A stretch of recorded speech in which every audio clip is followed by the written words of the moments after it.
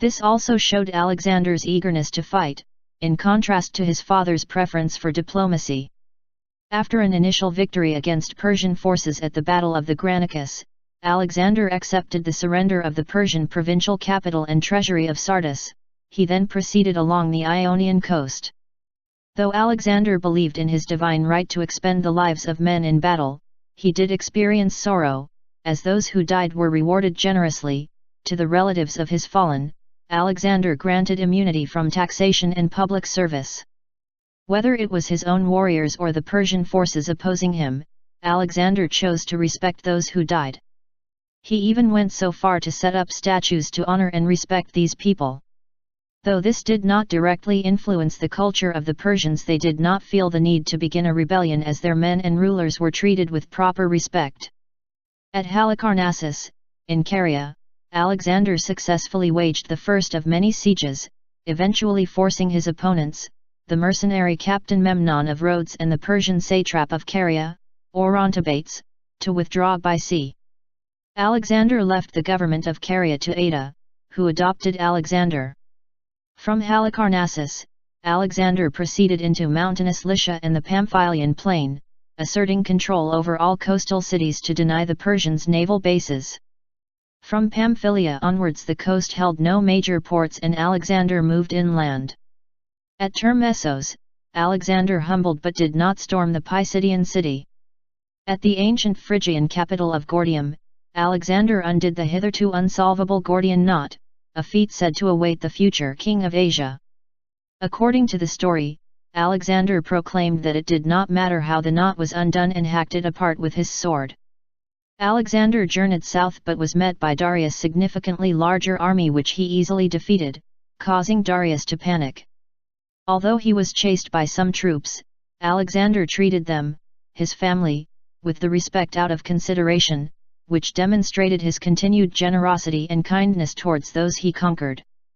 Darius fled the battle, causing his army to collapse, and left behind his wife, his 2 daughters, his mother Sisygambes, and a fabulous treasure. He offered a peace treaty that included the lands he had already lost, and a ransom of 10,000 talents for his family. Alexander replied that since he was now king of Asia, it was he alone who decided territorial divisions. Alexander the Great, although a generous man in victory, eventually recognized the power that he was capable of when he would defeat an enemy in war.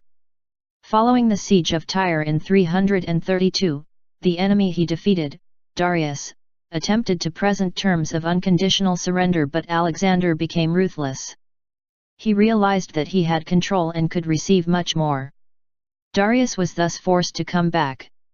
This time the offer was impressive. Darius offered all territory as far as the Euphrates, a colossal ransom of 30,000 talents for his family, invited to marry his eldest daughter. This new change in diplomatic relations induced panic among the leaders of the surrounding nations, as they feared a similar defeat. This led some barbarian cultures simply choosing to abdicate power to Alexander in order to avoid certain death. Alexander proceeded to take possession of Syria, and most of the coast of the Levant. In the following year, 332 BC, he was forced to attack Tyre, which he captured after a long and difficult siege. Alexander massacred the men of military age and sold the women and children into slavery. When Alexander destroyed Tyre, most of the towns on the route to Egypt quickly capitulated, with the exception of Gaza. The stronghold at Gaza was heavily fortified and built on a hill, requiring a siege. Alexander came upon the city only to be met with a surprising resistance and fortification. When his engineers pointed out to him that because of the height of the mound it would be impossible, this encouraged Alexander all the more to make the attempt. The divine right that Alexander believed he had gave him confidence of a miracle occurring.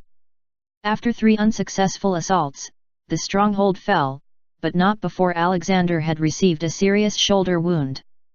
As in Tyre, men of military age were put to the sword and the women and children were sold into slavery. Jerusalem opened its gates in surrender, and according to Josephus, Alexander was shown the book of Daniel's prophecy, presumably chapter 8, which described a mighty Greek king who would conquer the Persian Empire. He spared Jerusalem and pushed south into Egypt. Alexander advanced on Egypt in later 332 BC, where he was regarded as a liberator. He was pronounced the new master of the universe and son of the deity of Ammon at the oracle of Siwa oasis in the Libyan desert. Henceforth, Alexander often referred to Zeus Ammon as his true father, and subsequent currency depicted him adorned with ram's horn as a symbol of his divinity. During his stay in Egypt, he founded Alexandria by Egypt, which would become the prosperous capital of the Ptolemaic kingdom after his death. Assyria and Babylonia. Leaving Egypt in 331 BC, Alexander marched eastward into Mesopotamia, now northern Iraq, and again defeated Darius, at the Battle of Gaugamela. Darius once more fled the field, and Alexander chased him as far as Arbela. Gaugamela would be the final and decisive encounter between the two. Darius fled over the mountains to Ecbatana, modern Hamdan, while Alexander captured Babylon. From Babylon, Alexander went to Susa, one of the Achaemenid capitals, and captured its legendary treasury. He sent the bulk of his army to the Persian ceremonial capital of Persepolis via the royal road. Alexander himself took selected troops on the direct route to the city. He had to storm the pass of the Persian Gates, in the modern Zagros Mountains, which had been blocked by a Persian army under Ariobarzanes, and then hurried to Persepolis before its garrison could loot the treasury. On entering Persepolis, Alexander allowed his troops to loot the city for several days. Alexander stayed in Persepolis for 5 months. During his stay, a fire broke out in the eastern palace of Xerxes and spread to the rest of the city. Possible causes include a drunken accident or deliberate revenge for the burning of the Acropolis of Athens during the Second Persian War.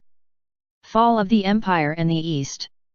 Alexander then chased Darius, first into Media, and then Parthia. The Persian king no longer controlled his own destiny, and was taken prisoner by Bessus, his Bactrian satrap and kinsman. As Alexander approached, Bessus had his men fatally stab the great king and then declared himself Darius' successor as Artaxerxes V, before retreating into Central Asia to launch a guerrilla campaign against Alexander. Alexander buried Darius' remains next to his Achaemenid predecessors in a regal funeral. He claimed that, while dying, Darius had named him as his successor to the Achaemenid throne. The Achaemenid Empire is normally considered to have fallen with Darius. Alexander viewed Bessus as a usurper and set out to defeat him. This campaign, initially against Bessus, turned into a grand tour of Central Asia. Alexander founded a series of new cities, all called Alexandria, including modern Kandahar in Afghanistan, and Alexandria Gate, the furthest, in modern Tajikistan.